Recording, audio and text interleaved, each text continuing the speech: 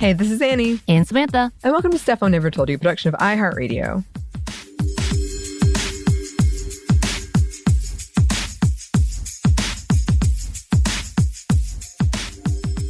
And welcome to another edition of Happy Hour. And today we're taking a small break because we're pretending like we have seasons like it's a thing, along with Sex and the City, because we ended season 2 with our lovely friend Lou, who came on and did an amazing job. Yes, knocked it out of the park. Yes. So we were taking a small break before we jump back into the viewing party. And typically on my segments, because this is my segment, I would have a drink or something featuring women in the industry. Yeah, I'm me, and I don't have that ready, even though I've got some ideas. I was like, oh, because it's one of those things where I have to go buy it, and then I have to divvy it out, and then deliver it to Anney, because Anney does not believe in cars. That's how I'm going to put that. I'm a terrible person. No, not at all. You care more about the environment, I think, than me. But all those things, which makes perfect sense. I'm like, yeah, I get it. I get it. But in this segment, I decided I would do a check-in. But before we do all of that, because Anney has no idea what we're doing today, which she loves this. She loves so this. She fun. She doesn't. She does not like this at all. What are you sipping on, Anney? I am sipping on some leftover red wine, which is great. Perhaps that answers some questions you're going to ask me. But I had some wine for both you and I went to go see Barbie. Yes. This weekend separately, and I had some wine for that, and I did not get anywhere close to finishing it. So how old is that? That's a couple days old now. It's fine. Yeah, it's fine. Is it box? Is it one of those small mini to-go boxes type of thing? Yeah, I know those. Yeah, there it is. I used to pick those up for you when we go together. Yeah. Yes, and just as a reminder, right now we are not talking about anything that is sponsored for this episode. If something comes up, that'll be amazing. I don't know, because I don't know if we're going to talk about products. Maybe we are. Whatever. And if you are drinking or whatever you're doing in this happy hour segment, do it responsibly, safely, and to your limits. You know your limits. You do you, but safely, once again. And I am deciding, because my health is starting to get there, I think. I don't know. Maybe I'm in denial. I am drinking a seltzer, hard seltzer, once again, pineapple, my favorite. And I've decided I think my pineapple is my favorite right now, in flavor-wise. I have some frozen pineapple. Maybe it's my time to make a drink for you. Oh, I would love that. I would love that. Oh, yeah. Let me know. But today's segment, I decided we just need to do a check-in. Even though we talk about the woes and worries, I want to do a true check-in, because I think I talked about one of the things I would do with a close friend of mine, Anna, sister of Kristen, actually, former host, which is how I kind of got into all this whole happenstance of getting to know Caroline, because we realized we had a mutual friend who ended up being Kristen Conger, who happened to be the sister of one of my good friends in Athens. Georgia's small, y'all. Georgia ends up being very small. But Anna and I would get together because we just loved being able to be real honest and upfront with each other. I think for her, it was refreshing to find someone like me who was just over the top, honest and too blunt, to the point they're like, I like you. And other people are like, I really don't like you. To me, finding someone who has so many layers. Anna is one of those people that I love. She may never hear this, but this is my love letter, in that she had so many layers to her, that just finding different parts of her that was so unexpected that I was like, oh my God, who are you? And why are you this amazing? But because of this, we did a session called and Wine. Literally be just I know, sexist term, but we thought it was cute because we are those people that love the words. I use the word in a very loving way. And I understand if you think that's offensive, I get it.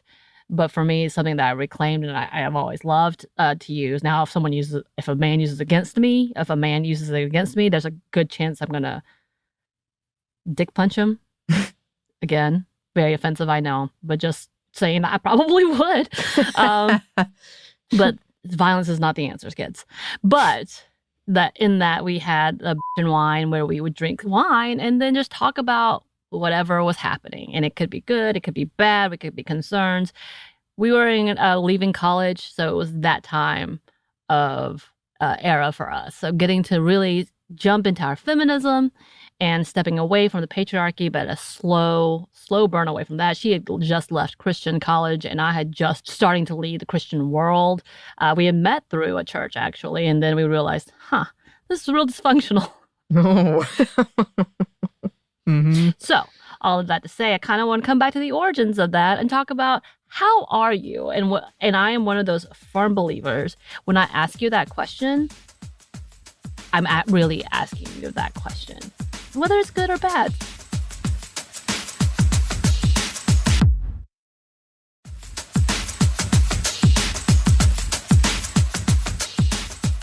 So let's begin. Anney, how are you? Oh. I'm good. I think I feel a little overwhelmed by a lot of things, like our book. I was kind of complaining to you about like this problem I have, which is a great problem, that people want to hang out with me. I think that issue is more, I have been, as I've discussed on the show, trying to set up more boundaries. So when I get these questions, I've gotten better at knowing the answer. But the issue is communicating it and not feeling bad about it. So I'm dealing with that right now. And I'm also dealing with this long known problem I've had of trying to please like everybody. And then I end up just pissing everybody off because I try to please everybody in my friend group and not communicating well. And it cracks me up how often on the show our advice is communicate. And I still don't do it very well a lot of times. So I would say that, and just, I am sort of on a I feel like I'm on a precipice of, I was talking to you about finances. What am I gonna do? Like next, where should I put my money? Do I get a house? And I got a birthday coming up, and it's just kind of one of those things where I'm like, I'm pretty happy, but I also sometimes look back and I'm like, wow, so much time has just passed and I've been here doing this. And also I did kind of have a health scare where I thought I was going to lose my voice. And I was like, that is my job. What will I do? So Right. That's it. I mean, that's huge. That's been your job for like 10 years, essentially. Like you've been in this world for over 10 years. Yeah. Which, by the way, we didn't really celebrate the 10 years. Hey, iHeart, what's wrong with you? I know. So, oh my gosh, like real deep, silly complaint. We have this like the first of every month, which is today as we speak, 1st of August. They send out this like work anniversary, work birthdays thing. I'm not included on any of these things, and I never have been, even though they asked me, when did you start? April 2010. Never do I show up on the work anniversaries. It's like I don't even exist. I don't think I didn't get asked that. Yeah, you probably won't show up either. Yeah, to be fair, I have done really well from hiding from. You're a very under the radar employee, I have to say. No one remembers that I'm there until I show up, essentially. Yeah, they're like, "Hi." They only care that we're bringing in enough money and listeners, and outside they're like, "Who? Who?" I like that, to be honest. I prefer that. I think we've talked about that before. Like I said, when I first started, it was right before COVID. And in our other office, they were like, so we need to get you a desk. I was like, no, you don't. No, I don't need people to know when I'm not here. I'm good. I remember when I came in, the original producer for us was Christopher, who is not with us, who is not our producer anymore. That sounded really ominous. Who is not our producer anymore. He's alive. He's fine. He's happy living his life. But in that he tried to like really bring me in. I was like, I'm good. It's good. We're good. I'm good. I just need to be on this one show, right? Like I thought I had to do more because everybody, including you, were doing so much. I was like, am I supposed to be doing this to keep my job? And then I found out I didn't. I was like, oh yeah, shh. I'm not here. But yeah, like I think I get that overwhelming feeling of trying to do so much.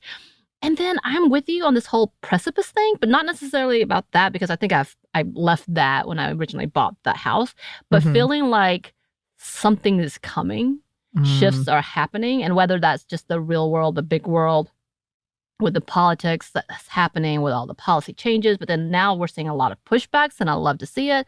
As people would say on TikTok and all the social medias, the finding out part of the around has come around for so many. So like watching that, just kind of like, this feels something is in the air, and whether that's a personal thing, because I was thinking about that with our job. I'm like, there are moments where we were like, you have to do this, and then changes happen, and we're like, what is happening? That feels like it could be a thing. I'm not sure. Maybe I'm just reading into things because I am an anxious person, as we know. But that's the big question: is like, how do we manage that? How do we like wade through those moments to not going into panic mode or just giving up, which is what I do, one or the other. Which is that level of like trying to figure this out. And yeah, and with that, kind of talking about those lines about how are you, what's going on, that conversation of like, okay, now we've been talking, and we talked about with ease. I feel like we talk about it with a lot of people. The idea of adulting, like, are we truly adulting? And talking about finances, talking about all these big things, does have this conversation of like, okay, this is what adulting is. How do I do this? I've been thinking about it with coming into conversations about recession, and we need to have a look at recession and how it's going to affect women and the marginalized communities, because it's going to affect women in marginalized communities in a larger way. We know this. It's historical. We've seen this. But in that, we're talking about, where are we? How do we handle adulting? Literally talking about retirement and people losing pensions again because of where we are today. I saw there was a TikTok. I don't know if it was a TikTok, but it's just been on social media in general, and I just saw it on TikTok, where they had a video of the employee that had worked 30 years at a trucking company. That trucking company went bankrupt, and he lost his entire pension, which is criminal. Yeah. Criminal. And that's that conversation is like, okay, what do we do? Mm-hmm. What am I supposed to do? Because we don't have options. Like, a peek behind the scenes, I don't understand retirement plans that are based on buying stock options that we have no control over, that I can't take out without penalty to me, even though it's my damn money. Yeah. And then they lose it. And they're just like, oh, sorry. Yep. No. It's frustrating, and it's very scary. Honestly, that is one of my biggest fears, because I have saved a lot of money in it, and there's a part of me that's like, well, they could tell me it doesn't exist anymore, and what am I going to do about it? But it's also upsetting because I hate the whole idea in the first place that you have to like make your money work for you to ever retire. I hate that.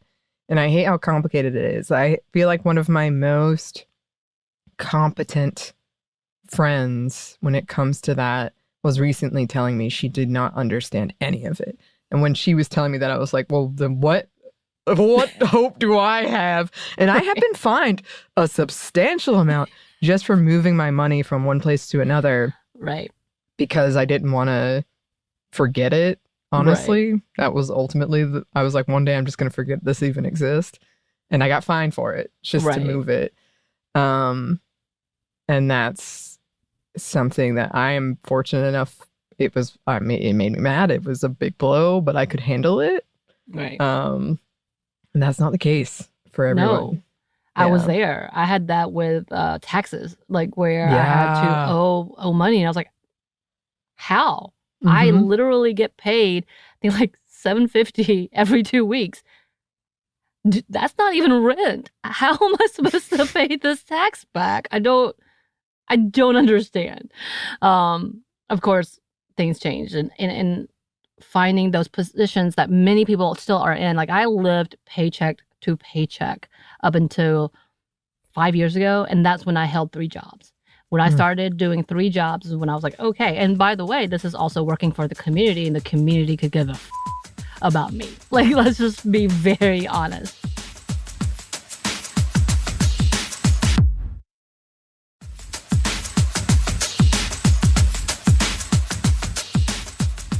There's so many things when it comes to this adulting things, and there's so many scary things happening. I feel like when we're talking about how are people doing, what's going on, and I see things like school has started back today for many of people, and I am in shock. I was like, what? What? Kids Mhm. are, parents, are you okay?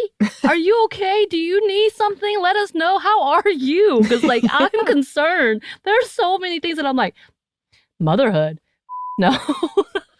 Well, my friend, a good friend of mine, is a teacher, and we'd gone on this like group vacation we go on every year.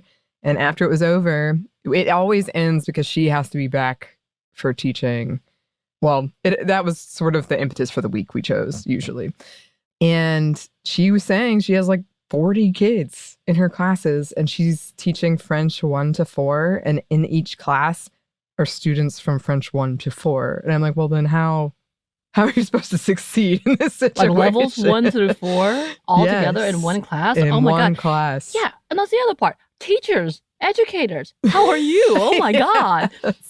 Again, coming back, because yeah, my partner's sister, she's an educator, and she was like, oh, I have to do these things and trying to cram everything in. And she's still one of those who's been in the teaching world and educational world for a while now. I think at least, I'm going to say, how old is she? Probably a decade, a little over a decade. I'm like, how old am I? This is the age range.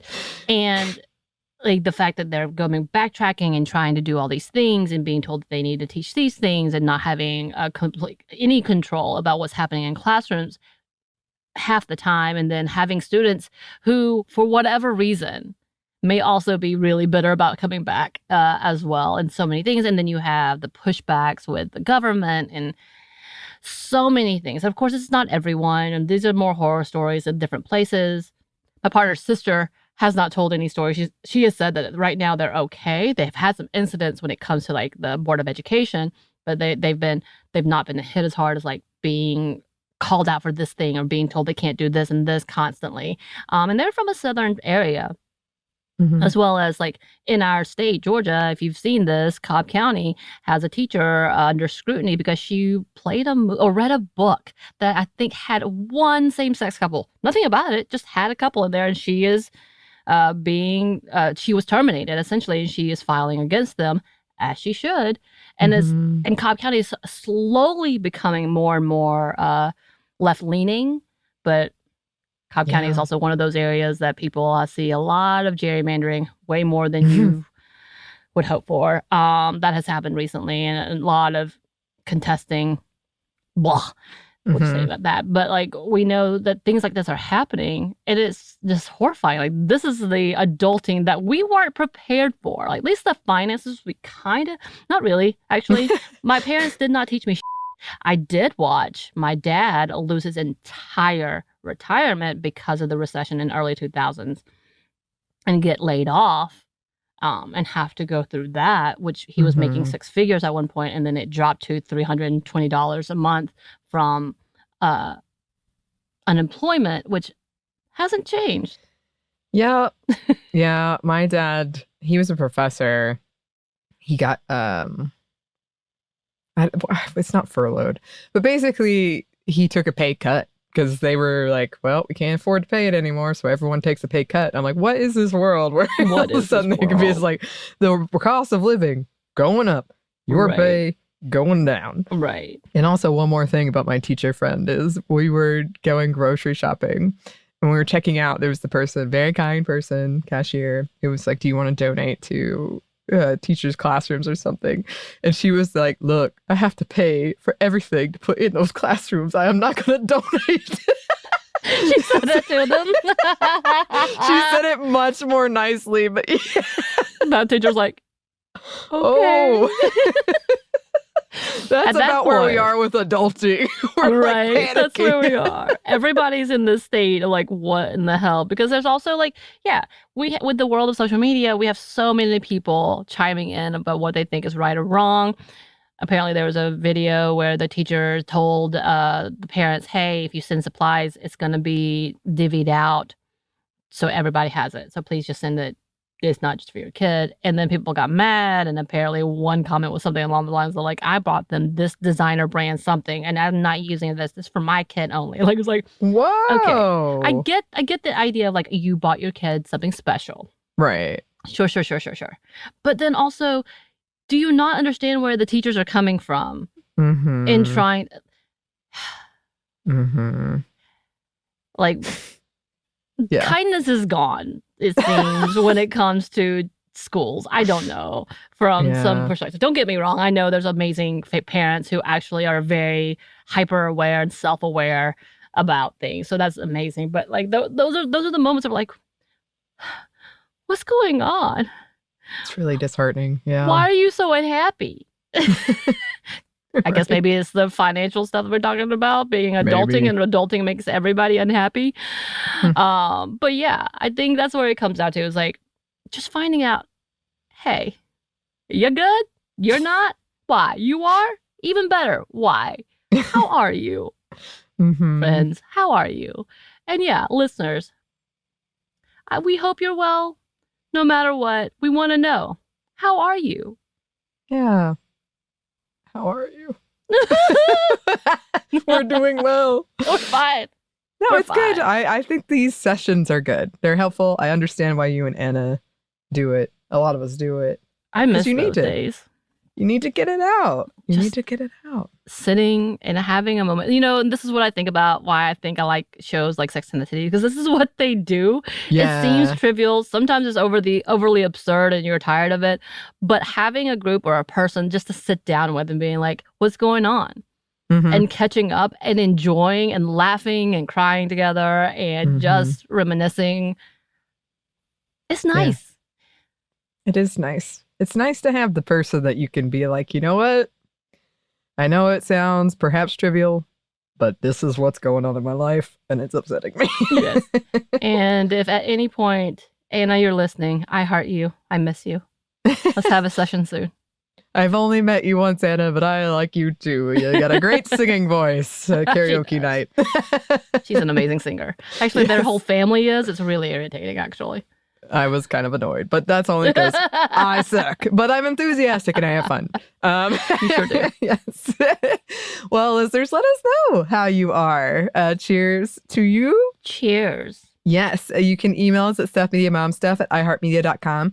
You can find us on Twitter at momstuffpodcast or on Instagram and TikTok at Stuff Mom Never Told You. We have a TeePublic store.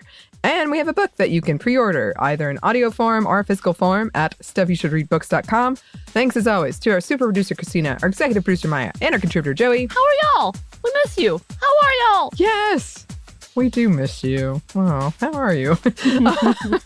And thanks to you for listening.